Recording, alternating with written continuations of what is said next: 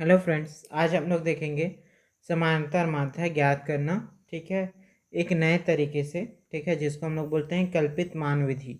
ठीक है, तो कल्पित माध्य विधि के द्वारा देखेंगे कि किस तरह से समानांतर माध्य ज्ञात किया जाता है। ठीक है, तो ये हमारा एक क्वेश्चन दिया गया है। ठीक है, सतत श्रेणी है। तो सतत श्रेणी में जैसे कि आप सबको पता रहता है, वर्ग अंतराल दिए रहते हैं, आवृत्ति दिया रहता है। तो वर्ग अंतराल है हमारे पास और आवृत्ति है। तो सबसे पहले आप क्या याद करेंगे? x का मान याद करेंगे। x क्या है? मध्य मान है। ठीक है, x क्या है? मध्य मान है। इसके लिए क्या करते हैं हम?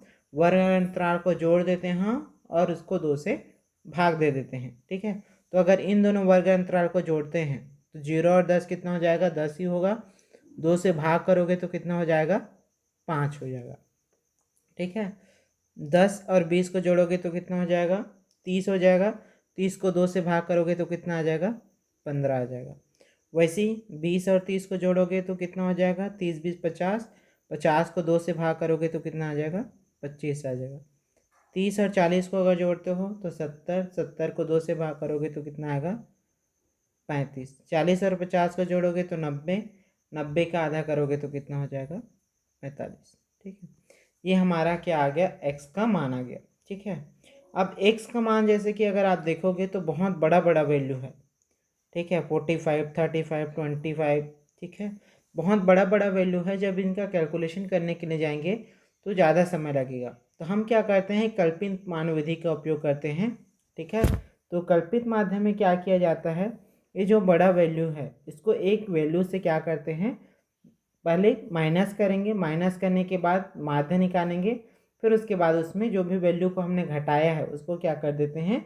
जोड़ देते हैं। ठीक है, तो यहाँ पे हम कल्पित माध्य समझो, कल्पित माध्य ए, इसको घटाएंगे सभी से। ठीक है, ए का वैल्यू हमने ले लिया 25। ठीक है, इस 25 को सभी एक्स से क्या करेंगे? घटाएंगे। तो 5 माइनस 25। ठीक है, 15 माइनस 25। 25 माइनस 25। 35 माइनस 25। 45 माइनस 25। ठीक है, अब इसका वैल्यू निकाल लेते हैं। ठीक है, ये हमारा डी का वैल्यू है। ठीक है, वैल्यू निकालेंगे तो क्या आएगा? 5 में 25 जाएगा तो कितना हो जाएगा? -20। 15 में 25 जाएगा तो -10। ये 0, ये कितना हो जाएगा? 10, और ये कितना हो जाएगा? 20। ठीक है, ये हमारा किसका वैल्यू आ गया? हमारा डी का वैल्यू आ गया। ठीक है, अब डी को हमको पता है आवृत्ति से मल्टीप्लाई करना पड़ता है। ठीक है, तो डी को हम क्या करेंगे? आवृत्ति से मल्टीप्लाई करेंगे, एफ इंटू डी। ठीक है, तो ये हमारा एफ है और ये क्या है? डी है। इन दोनों का मल्टीप्लाई करते हैं।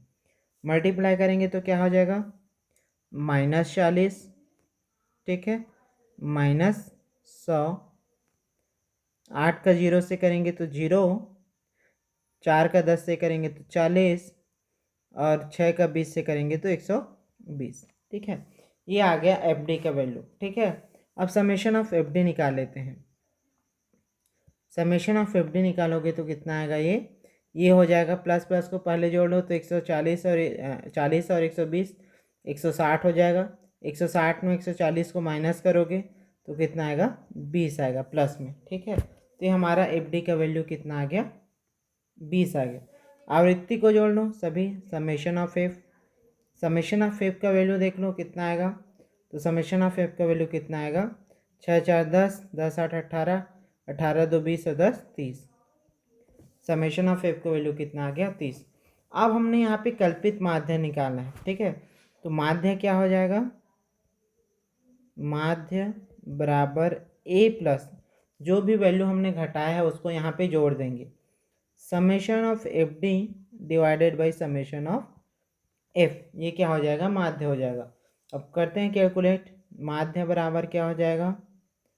ए हमने कितना घटाया था? 25 plus summation of F D का वैल्यू कितना है? 20 बटे समेशन ऑफ एफ का वैल्यू कितना है? 30। ये दोनों कट जाएगा। ठीक है, 2/3 करोगे तो क्या हो जाएगा? 0.66। ठीक है, तो माध्य बराबर क्या हो जाएगा? 25 प्लस 0.66, ठीक है। इसको करोगे तो कितना हो जाएगा, जोड़ोगे तो 25.66, ठीक है।